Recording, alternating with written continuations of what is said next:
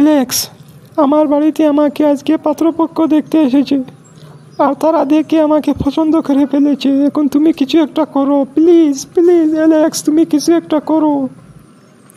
দেখো সাদিয়া, আমার বাড়ি থেকে আমাকে চাপ দেওয়া হয়েছে কোনো একটা চাকরির ব্যবস্থা করতে। এখন যদি চাকরি না হয় তাহলে তারা আমাকে বিয়ে করতে দেবে না। এখন আমিও একটা সমস্যার মাঝে আছি, কি করে আমি তোমাকে বিয়ে করব।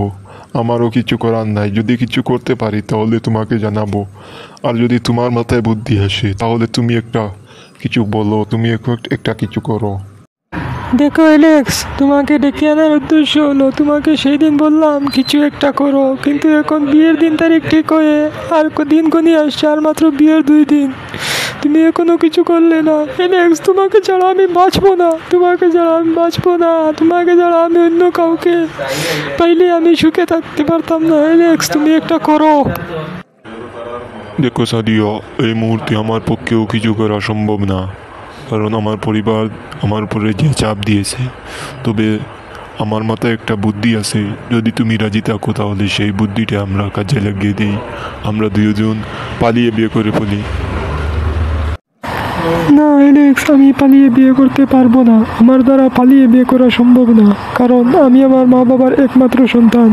আমি যদি পালিয়ে বিয়ে করি তাহলে তারা আমাকে তাদের সন্তান হিসেবে পরিচয় দিবে না। আমি চাই না আমার মা বাবা আমার উপর রাগ করে থাকুক। প্লিজ এলেক্স, আমাকে তুমি ক্ষমা করে দিও, আমি আর পারলাম না তোমার সাথে থাকতে। আমার কালকে বিয়ে, তুমি আমার বিয়ে খাইতে আইসো, বুঝলে? তুমি আমার বিয়ে খাইতে আইসো, তোমার সকাল আগে দাওয়াত দিলাম। না না সাদিয়া, তুমি এমন কথা বলো না, কারণ তোমাকে ছাড়া আমি বাঁচতে পারবো না, আমি মরেই যাব।